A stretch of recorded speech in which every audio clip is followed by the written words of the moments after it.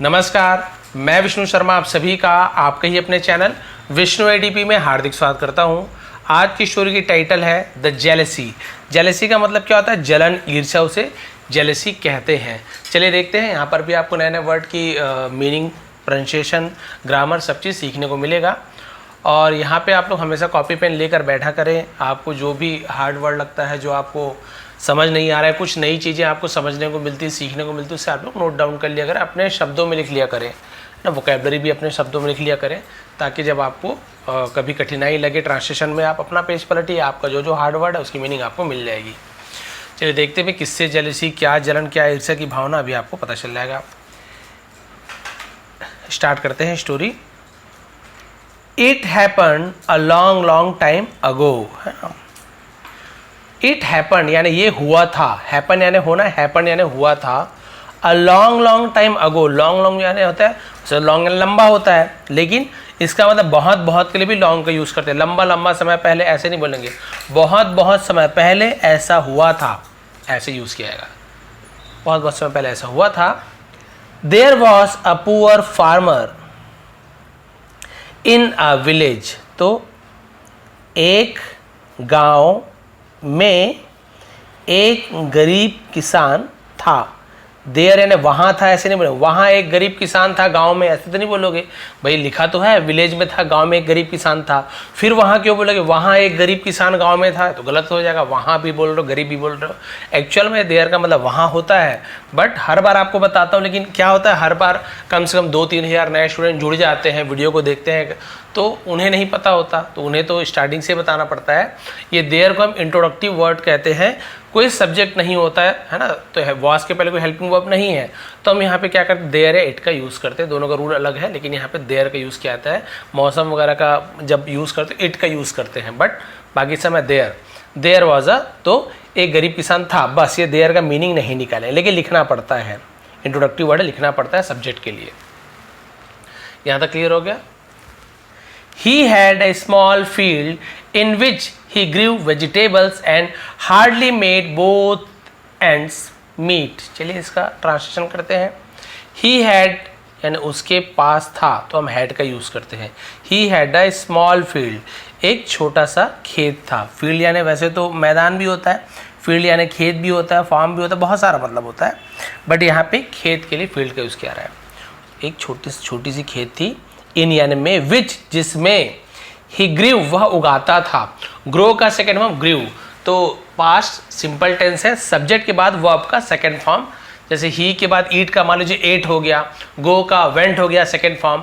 तो यदि सब्जेक्ट के बाद वर्ब का सेकेंड फॉर्म लगाते हैं तो इसे पास्ट सिंपल टेंस, गया, खाता था, जाता था, खाया पिया, बहुत सारा यूज़ किया जाता है ना। वह उगाता था वेजिटेबल सब्जियों को, एंड और हार्डली मुश्किल से, made both ends meet.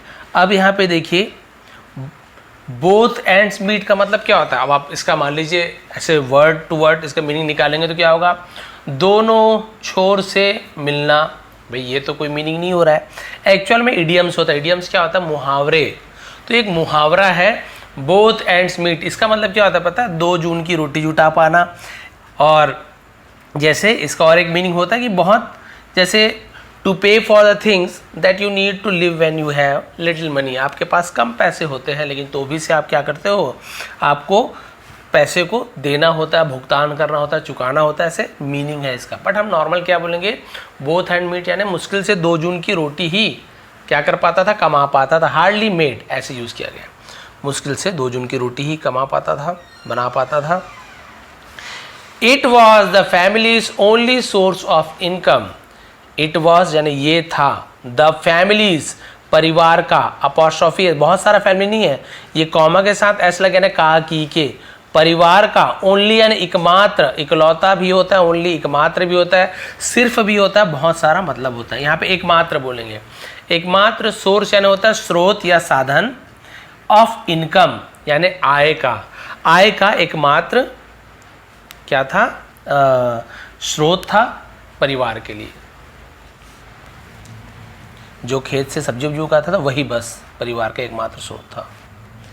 The farmer was always short of money. The farmer was यानी था, क्या होता था, ऑलवेज हमेशा short of money. Short of money का क्या होता है, उसका मतलब पैसों की कमी रहती थी, किसान को हमेशा पैसों की कमी रहती थी उसे।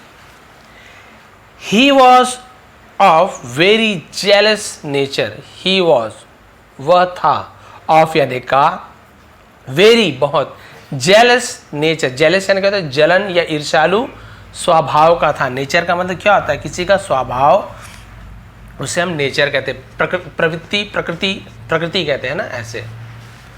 तो वो बहुत ईर्ष्यालु स्वभाव का था, जलता था सबसे। सो इसलिए he was not on good terms with any of his neighbours और relatives. He was not on good terms, he was not यानी वो नहीं था, क्या, on good terms. Good terms का मतलब क्या होता है, अच्छे संबंध को हम गुड टर्म्स बोलते हैं। नो, नॉट ऑन यानी नहीं था, ऑन गुड टर्म्स अच्छे संबंध। तो यहाँ पे क्या होगा, तो इसलिए उसका अच्छे संबंध नहीं थे, उसके अच्छे संबंध नहीं थे, किससे, विथ यानी साथ में, एनी यानी कोई भी, ऑफ हिज नेबर्स अपने पड़ोसी, और यानी होता है या रिलेटिव्स। रिलेटिव्स यानी जो हमारे सगे संबंधी होते हैं, परिवार के लोग होते हैं, उसे रिलेटिव्स कहते हैं, रिश्तेदार भी कहते हैं। क्लियर है। इसलिए उसके अपने किसी भी पड़ोसी या परिवार वालों के साथ अच्छे संबंध नहीं थे, तो उसे हम गुड टर्म्स बोलते हैं। जलता था सबसे, तो अच्छे संबंध नहीं थे। ही वॉज ग्रोइंग ओल्ड, तो ही वॉज ग्रोइंग का ओल्ड क्या मतलब, वह बूढ़ा हो रहा था। वॉज के साथ ग्रोइंग आईएनजी फॉर्म लगा, रहा है, रही है, ऐसे हो रहा है, तो वह बूढ़ा हो रहा था। ओल्ड यानी पुराना भी होता है, ओल्ड यानी बूढ़ा भी होता है। तो पुराना हो रहा था तो नहीं बोलेंगे आदमी को, हम बोलेंगे बूढ़ा हो रहा था। Labouring in the field was becoming difficult for him. Labouring, labour यानी कहता है परिश्रम, तो लेबरिंग यानी था मजदूरी करना, परिश्रम करना। इन द फील्ड यानी खेत में परिश्रम करना। वॉज यानी था, बिकमिंग हो रहा था, बिकम में आईएनजी फॉर्म, बिकमिंग वॉज के साथ ING form, past continuous tense, रहा था, रही थी। डिफिकल्ट यानी कठिन हो रहा था, फॉर हिम उसके लिए, खेत में मजदूरी करना उसके लिए कठिन होता जा रहा था। ही हैड नो बुल्स, अब यहाँ पे हैड यानी था, ही हैड नो बुल्स यानी बुल्स यानी होता है बैल, उसके पास बैल नहीं थे, ऐसे होगा, ठीक है।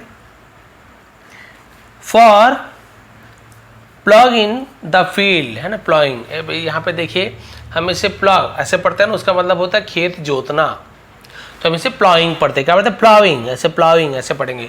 तो प्लॉइंग का मतलब जी, प्लॉगिंग ऐसे पढ़ेंगे, प्लॉविंग पढ़ेंगे, इसका मतलब होता है जुताई करना। क्लियर है। तो खेत जोतने के लिए, खेत की जुताई करने के लिए उसके पास बैल नहीं थे। द फील्ड यानी खेत में जुताई करने के लिए बैल नहीं थे।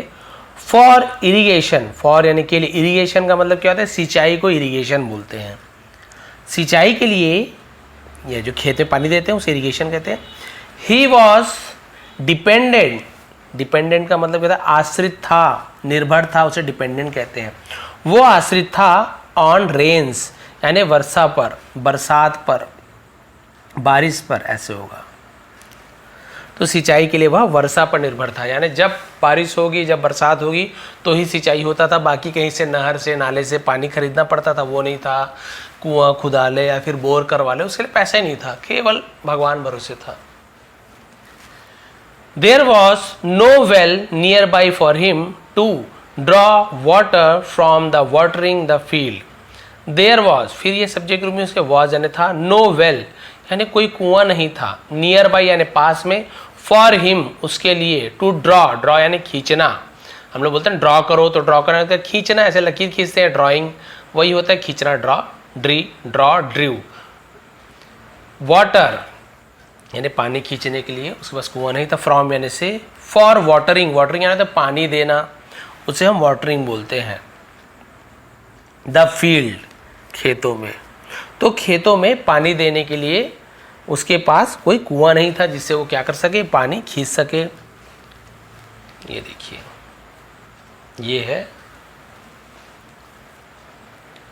वन डे, एक दिन, the farmer was returning home, किसान, फिर वॉज के साथ आईएनजी फॉर्म, रिटर्न यानी लौटना, रिटर्निंग यानी लौट रहा था, वॉज के साथ है तो किसान लौट रहा था होम यानी घर, डेड टायर्ड। डेड टायर्ड का मतलब क्या था, बहुत थका हुआ। वैसे तो डेड यानी मरा हुआ, मरा थका हुआ ऐसे तो नहीं होगा, यानी ऐसे थका हुआ कि एकदम मरे जैसे हालत हो जाती है ना, उसे हम डेड टायर्ड बोलते हैं। हम बोल सकते हैं बहुत थका हुआ बोल सकते हैं। तो बहुत थका हुआ घर लौट रहा था। वैन जब, ही मेट वह मिला। मेट क्या है, मीट मिलना, उसका सेकंड फॉर्म मेट है। एंड एक ओल्ड मैन एक बूढ़े व्यक्ति से मिला, with a white beard. With यानी जिसके थे, अ वाइट बियर्ड। विथ यानी साथ भी होता है, से भी होता है, अ वाइट बियर्ड। हम बोल सकते हैं कि सफ़ेद दाढ़ी वाले एक बूढ़े आदमी से मिला, ऐसे बोलेंगे सफ़ेद दाढ़ी वाले। इसका देखिए अब ब्लैक एंड वाइट है, सफ़ेद दिख ही रहा है, यानी बूढ़ा आदमी समझ लीजिए। द ओल्ड मैन स्पोक, बूढ़े व्यक्ति ने कहा। व्हाट इज़ द मैटर, इसका मतलब होता है क्या बात है, क्या मामला है, उसे मैटर बोलते हैं, क्या बात है। You look very sad and washed out. You look, तुम दिखते हो, प्रेजेंट सिंपल टेंस है, लग रहे हो, दिखते हो, ऐसे यूज़ किए जाते हैं। वेरी सैड, बहुत दुखी लगते हो। And washed out, washed out का मतलब क्या होता है, बहुत ही ज़्यादा धुले हुए, उसे हम वॉश्ड आउट कहते हैं।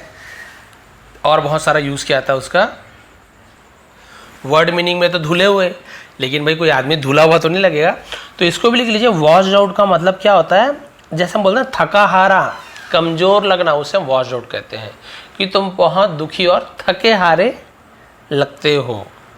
तो वॉश्ड आउट यानी कमज़ोर लगना, थका हारा लगना, उसे हम वॉश्ड आउट कहते हैं। ये भी लिख लीजिए। बाद में तो कई बार ऐसे होता है धुले हुए लग रहे हो, तो नहीं भाई, ऐसे मीनिंग अलग अलग जगह अलग अलग होता है, इसलिए स्टोरीज़ वगैरह में आपको सब सीखने को मिलता है। नहीं तो आप ऐसे ही ट्रांसलेशन कर लेते तो फिर बात ही क्या था, हम टीचर्स की ज़रूरत कभी पड़ती ही नहीं। तब फार्मर सेड, किसान ने कहा, how to tell you about my miseries. How यानी कैसे, टू टेल यू यानी आपसे कैसे कहूँ, ऐसे बोल रहा है, कैसे बताऊँ, अबाउट यानी के बारे में, माई मिजरीज है ना, मिजरीज का मतलब क्या होता है, दुख, तो बहुत सारे मिजरीज, दुखों के बारे में। तो किसान ने कहा, ओल्ड सर यानी ऐसे बुजुर्ग व्यक्ति हम ओल्ड सर बोल देते हैं, है ना, बूढ़े साहब, बुजुर्ग महोदय, ऐसे यूज़ किया गया है। तो आपसे मैं अपने दुखों के बारे में कैसे बताऊं। आई एम वेरी पुअर, मैं बहुत गरीब हूँ। Had I got just one bull, had I got यानी क्या मुझे मिल जाता है ना, had I got just, got यानी प्राप्त होना, जस्ट वन बुल। हैड यानी प्राप्त करना भी होता, मतलब जैसे होता है ना हैड, तो हैव की जगह हैड का यूज़ किया गया है। Have I got just one bull, क्या मुझे, है ना, अगर मुझे एक बैल मिल जाता, ऐसे बोल रहा है, क्या अगर मुझे एक बैल मिल जाता। आई कुड हैव प्लॉड, है ना, प्लॉड, फिर देखिए वही प्लॉ का प्लॉड यूज़ किया है, प्लॉड। तो आई कुड हैव प्लॉड, इसका मतलब क्या हो रहा है कि मैं आसानी से अपनी खेत की जुताई कर सकता।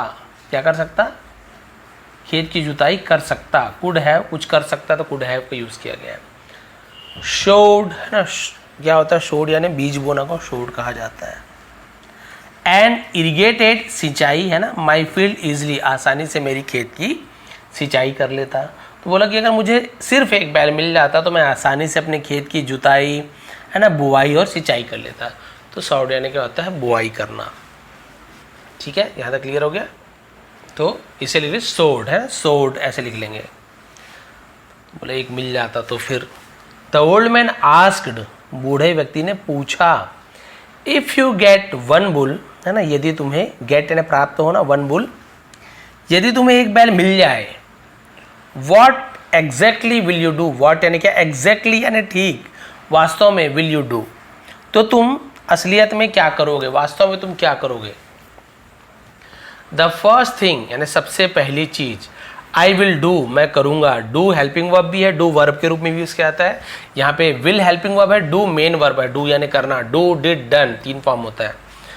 सबसे पहले मैं करूँगा, इज यानी है, टू बी हैप्पी यानी सबसे पहले मैं खुश हो जाऊँगा, ऐसे हो रहा है। पहली चीज़ में मैं करूँगा वो सबसे पहले मैं खुश हो जाऊँगा। माई जॉय, मेरी जो खुशी, will no no bonds, will no no bonds का मतलब क्या होता है, मेरी खुशी का कोई ठिकाना नहीं रहेगा। तो नो नो बॉन्ड मतलब कोई सीमा नहीं रहेगी, ऐसे मतलब होता है। बट हम ऐसे यूज़ करते हैं, मेरी खुशी की कोई ठिकाना ही नहीं रहेगा, तो हम ऐसे यूज़ करते हैं नो, है ना, नो, नो बॉन्ड। सिर्फ ये नो यानी जानना, ये नो यानी नहीं, दोनों का यूज यहाँ पे के साइलेंट रहता है। डब्ल्यू भी साइलेंट है, नो पढ़ रहे नाव थोड़ी पढ़ रहे हैं, कोई ठिकाना नहीं रहेगा अगर मुझे एक बैल मिल जाएगा तो। माई फर्स्ट वर्क, मेरा माई फील्ड वर्क, मेरे खेत का काम, will become very easy, will हो जाएगा, क्या हो जाएगा, बिकम यानी हो जाना, विल बिकम हो जाएगा, वेरी इजी बहुत आसान हो जाएगा मेरे खेत का काम।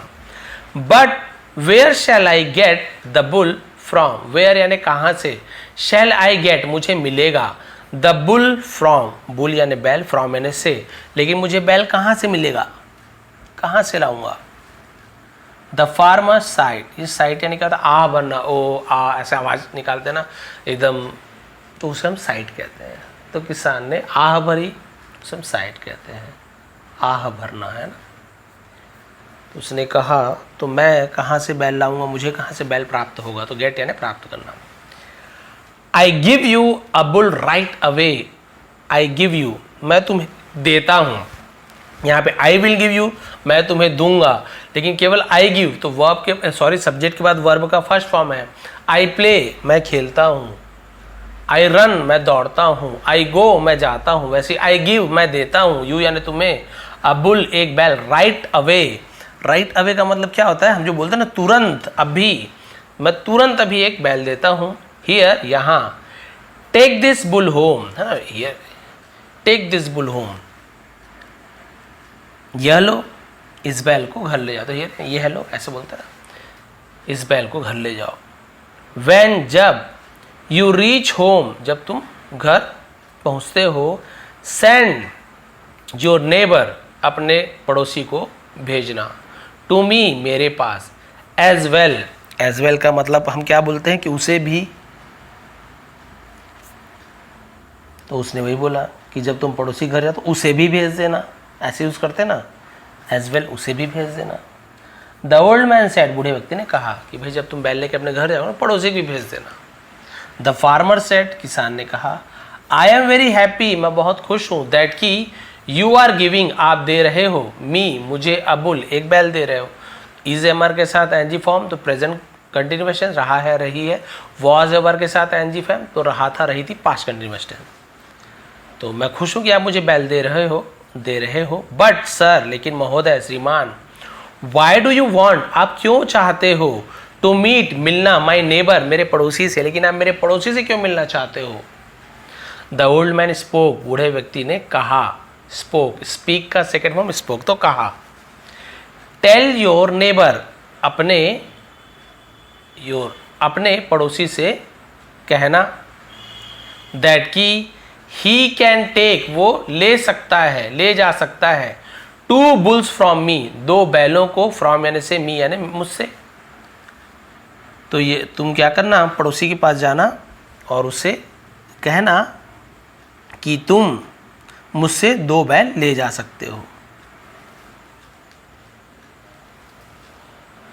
It angered the farmer, it angered यानी इसने क्या किया, किसान को गुस्सा दिला दिया। इससे किसान नाराज हो गया, भाई जो बैल दे रहा उसी से नाराज हो गया, क्योंकि बूढ़े व्यक्ति ने कहा जाके बोल देना पड़ोसी को कि तुम उस बूढ़े व्यक्ति से दो बैल ले जा सकते हो, तो ये गुस्सा हो गया। Jealousy made him turn green, jealousy यानी ईर्ष्या ने, made him turn green, turn green का मतलब क्या होता है, उसे हरा कर देना, बट इसका और मीनिंग निकालते हैं यहाँ पे। तो टर्न ग्रीन का बहुत सारा मतलब होता है कि कई लोग क्या होते हैं कि अपना स्वभाव बदल जाता है उनका, हरा हो गया, इसका मतलब ये नहीं कि उसका रंग हरा हो गया, उसका स्वभाव बदल गया, यानी पहले अच्छे से बात कर रहा था एकदम से वो चेंज हो गया। तो किसने किया ऐसे, जेलेसी मेड हिम, तो जलन ने उसे हरा कर दिया, उसका स्वभाव बदल दिया। तो मेड का यूज कब क्यों कर रहे हैं, मेक के जगह मेड का यूज किया रहा है, मेक का यूज हम कब करते हैं, पॉजिटिव वर्ब। पॉजिटिव वर्ब यानी जब आप कुछ काम नहीं कर रहे, आपसे कोई कुछ काम करा रहे, जैसे ये किसान हरा नहीं हुआ, जेलेसी ने उसे हरा कर दिया, जेलेसी ने उसे उसका स्वभाव बदल दिया। तो आपने मतलब उस किसान अपने आप अपना स्वभाव नहीं बदल रहा है, जलन के कारण उसका स्वभाव बदल गया। थर्ड पर्सन ने आपसे कोई काम कराया है ना, जैसे मैं बोलूँगा कि यू मेक मी क्राई, तुमने मुझे रुला दिया, मैं नहीं रो रहा हूँ। यू मेक मी एंग्री, तुमने मुझे गुस्सा कर दिया, यानी कि तुम मुझे गुस्सा करते हो। तो यहाँ पे क्या आएगा, मैं गुस्सा नहीं हो रहा हूँ या मैं नहीं रो रहा हूँ, तुमने मुझे रुलाया। तो भाई थर्ड पर्सन कुछ काम कराए तो हम मेक का यूज़ करते हैं, लेकिन क्योंकि पास्ट की पास का सेंटेंस है, उसने स्वभाव बदल दिया, है ना। देता है तो मेक या मेक्स का यूज़ करता, दिया तो मेक का सेकंड फॉर्म मेड का यूज़ होगा। यहीं पे तुम मुझे गुस्सा दिला रहे हो ऐसा आएगा तो यू, है ना, आर मेकिंग में एंग्री, मेकिंग तो आईएनजी फॉर्म है, तो यू आर मेकिंग में एंग्री, तुम मुझे गुस्सा दिला रहे हो। भाई ऐसे में आप सोचोगे मेकिंग यानी तो बनाना होता है, सर तुम मुझे गुस्सा बना रहे हो, नहीं गलत है, आपको ऐसे लगेगा, बट मेक का यूज़ वही है, तो अलग चेंज होता है। कभी मेक का मेक्स हो जाएगा, यदि सिंपल टेंस में है, पास्ट में है तो मेड हो जाएगा, आईएनजी फॉर्म में तो मेकिंग हो जाएगा, ये चेंज होते रहता है। बाकी इसका मेन वर्ब है मेक, ये हम पॉजिटिव वर्ब में यूज़ करते हैं। क्लियर हो गया। तो ईर्ष्या ने क्या कर दिया, उसे उसका स्वभाव बदल दिया।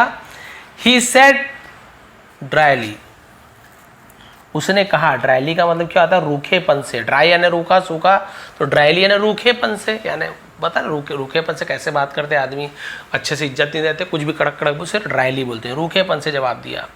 यू डोंट नो, आप नहीं जानते हो, दैट क्या आप नहीं जानना, यू डोंट नो आप नहीं जानते हो, दैट की माई नेबर हैज़ एवरीथिंग, मेरे पड़ोसी के पास है, हैज़ यानी किसी के पास है, हैव या हैज़ का मतलब वही होता है किसी के पास कुछ चीज़ होना, बट सब्जेक्ट के हिसाब से डिपेंड। जैसे आई हैव अ पेंसिल, लेकिन मैं बोलूँगा उसके पास एक पेंसिल है तो मैं बोल दूंगा ही हैज़ अ पेंसिल, उसके पास एक पेंसिल है, तो आई यू वी दे है प्लूरल के साथ हैव का यूज़ होता है, ही सी इट या किसी का नेम या थर्ड पर्सन सिंगुलर के साथ हैज़ का यूज़ होता है, ये डिपेंड करता है किसके साथ हैव या हैज़ लगाना, बट इसका मतलब होता है उसके पास, मेरे पड़ोसी के पास एवरीथिंग सब कुछ है, आप नहीं जानते उसके पास सब कुछ है।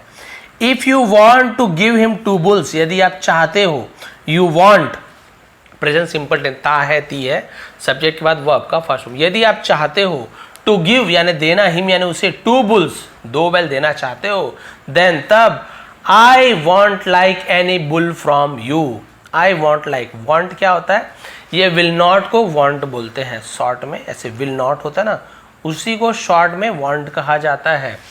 तो मैं नहीं चाहूंगा, विल नॉट लाइक को शॉर्ट में वॉन्ट, आई वॉन्ट लाइक मैं नहीं चाहूंगा, एनी बुल फ्रॉम यू आपसे एक भी बैल नहीं लेना चाहूंगा, मैं तुमसे एक भी बैल नहीं लेना चाहूंगा, तो ये भी लिख लीजिए। वॉन्ट एक्चुअल विल नॉट होता है, शॉर्ट में वॉन्ट बोलते हैं, मैं एक भी बैल नहीं लेना चाहूंगा, और आप उसको दो दोगे तो बताइए क्या बात हुई, एक मिल रहा ले ले, लेकिन वही जलन की भावना, उसे दोगे रहन दो, मुझे एक भी मत दो, ताकि उसको दो ना मिले, लेकिन ये नहीं सोच रहा कि मुझे एक मिल जाए।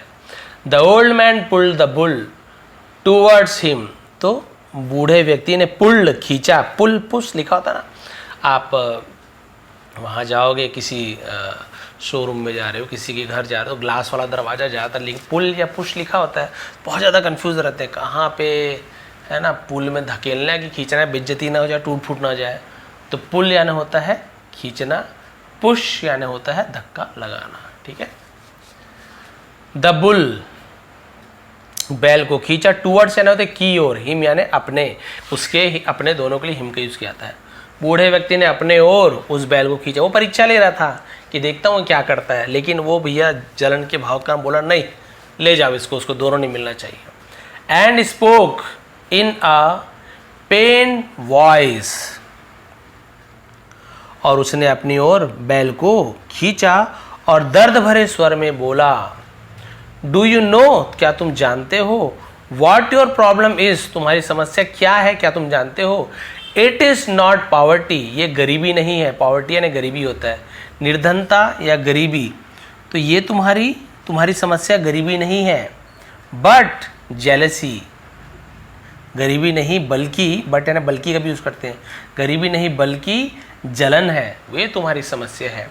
Had you been content with what you had got instead of being jealous, had you been content, ये कंटेंट का मतलब तो संतुष्ट, उसे हम बोलते हैं कंटेंट, संतुष्ट होना, यानी कि जो है उसमें खुश रहना, उसे हिंदी में कंटेंट कहते हैं। तो उसने कहा कि क्या तुम with you had got instead of being jealous, यानी जलन होने के बजाय, ईर्ष्या होने के बजाय, तो इंस्टेड यानी होता है के बजाय,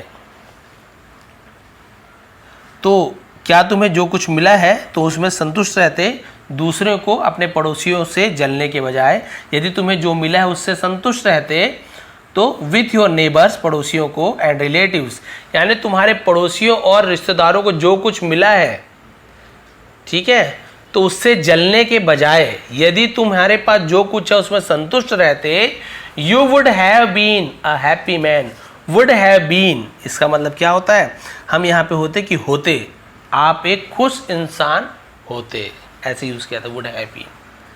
यदि तुम अपने पड़ोसी रिश्तेदारों से जलने के बजाय तुम्हारे पास जो कुछ है उसमें संतुष्ट हो रहते तो फिर तुम एक खुश इंसान रहते। द ओल्ड मैन डिसअपियर्ड, वो बूढ़ा व्यक्ति, डिसअपियर्ड मतलब गायब हो जाना, उसे हम डिसअपियर्ड बोलते हैं, गायब हो गया। इनटू द जंगल, जंगल में, वन में। एंड द फार्मर ब्रूडेड, और किसान ने क्या किया, brooded.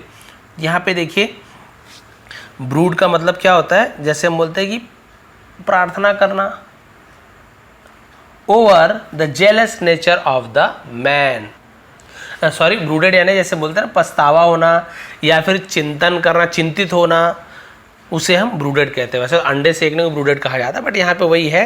Over the jealous nature of the man, गायब हो गया और वो क्या हो गया, चिंतित था वो, है ना। ओवर यानी ऊपर, jealous natures of the man, उस व्यक्ति के ईर्ष्यालु जो स्वभाव था उसके ऊपर वो व्यक्ति, जो बूढ़ा व्यक्ति गायब हुआ अंतर्धानों के वहाँ से, वो क्या था, ब्रूडेड था, चिंतित था कि अरे बाप रे ये तो अपने ही पैर में कुल्हाड़ी मार रहा है, ये तो चिंतित था गायब होते होते कि मैं इसकी मदद करना चाहता था लेकिन देखो ये कितना ईर्ष्यालु स्वभाव का है। अ बुल, एक बैल। The farmer had always been praying for was granted, तो एक बैल, farmer had always been praying for what granted, यानी कि एक बैल जिसके लिए हमेशा से प्रार्थना कर रहा था, है ना, हैड बीन प्रेइंग कर रहा था, ऐसे यूज किया जाता है। वॉज ग्रांटेड, ग्रांटेड यानी उसे मिल गया था, ग्रांट करना यानी सौंप देना, मिल देना, दे देना, उसे हम ग्रांट कहते हैं, दे दिया गया, उसे मिल गया। बट लेकिन हिज जेलस माइंड, उसकी जो ईर्ष्यालु मन था, ईर्ष्यालु जो मन था, लॉस्ट इन, लॉस्ट यानी खो गया, खो दिया, इस मीनिंगलेसली, है ना, मीनिंगलेसली का मतलब क्या होता है, व्यर्थ ही, बेकार में ही खो दिया। तो एक बैल जो हमेशा से वो चाहता, जो उसे मिल रहा था, दे भी दिया गया था, लेकिन उसके जो ईर्ष्यालु मन ने उसे व्यर्थ में ही खो दिया, बेकार में ही उसे बर्बाद कर दिया जो बैल उसे मिलने वाला था। तो यहाँ पे मोरल यही मिलती है कि भाई आप दूसरे कितने खुश हैं उससे मत देखिए, आपके पास जो है आप यदि उतने में खुश रहना सीख गए ना तो आप कभी दुखी नहीं रहोगे।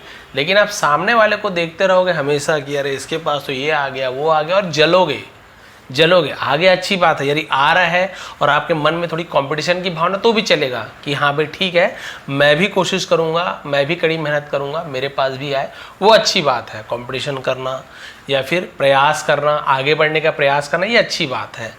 लेकिन ईर्ष्या करना, जलन करना, ये बुरी बात है। सामने वाले को देखना, ईर्ष्या करना, अरे इसके पास ये आ गया, वो आ गया, 2 नंबर का पैसा, ऐसा है वैसा है। आप करो मेहनत, आप कैसे भी कमाएं, उसको छोड़ दो। हो सकता है गलत काम से कमाएं, हो सकता है मेहनत से कमाएं, वो जैसे भी कमाएं, आप प्रयास करके कमा सकते हो।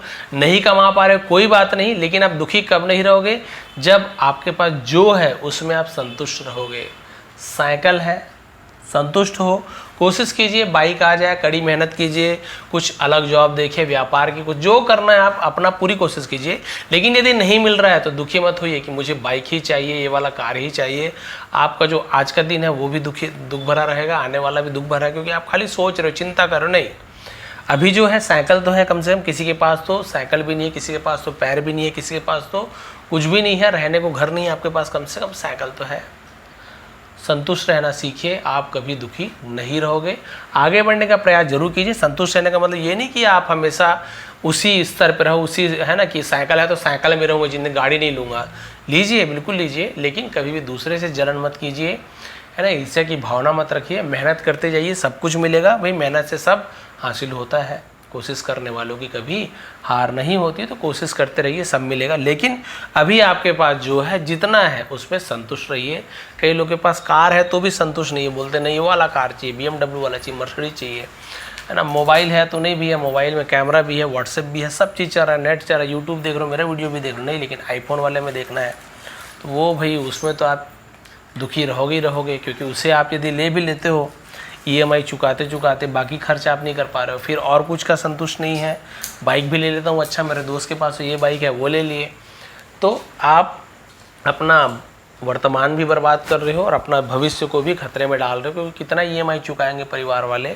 और भगवान न करे कभी मुसीबत का समय आ गया, कुछ किसी को है ना परेशानी हो गई, तो फिर कहाँ से पैसे लाओगे, क्या लाओगे? उस गाड़ी मोबाइल को बेचोगे भी तो कितना पैसा मिलेगा, क्योंकि पता है सेकेंड हैंड की वैल्यू तो एक दिन में ही 10-20 हज़ार कम हो जाता है। तो कभी भी ज़बरदस्ती अपने ऊपर जितने चादर है उतना पैर फैलाइए। क्यों कहा जाता है? इसका मतलब वही है कि भाई आपकी अभी हम जैसे औकात बोला जाता है कि भाई आपकी औकात यदि 8,000 की मोबाइल लेने की, आप लीजिए, काम आ रहा है, सब चीज़ हो रहा है, ठीक है। जब आप कमाने लगेंगे तो लीजिए, अच्छी बात है। लेकिन ज़बरदस्ती ईएमआई में लेकर शौक पूरा करने के लिए आप एकदम आईफोन लेना घर नहीं, ये कहीं पे भी सही नहीं है। माता पिता का है ना, माता पिता को दुख देकर, किसी को परेशान करके, किसी को परेशानी में डाल के, या खुद को परेशानी में डाल के कि लालच में ले तो लिए, ईएमआई पटा नहीं पा रहे, टेंशन में कई लोग उधार चूक नहीं पाते और गलत कदम उठा लेते हैं। इसलिए कभी भी ऐसा मौका नहीं आना चाहिए। ईर्ष्या मत कीजिए, मेहनत से काम कीजिए। ये थी आज की स्टोरी, ये थी आज की मोरल।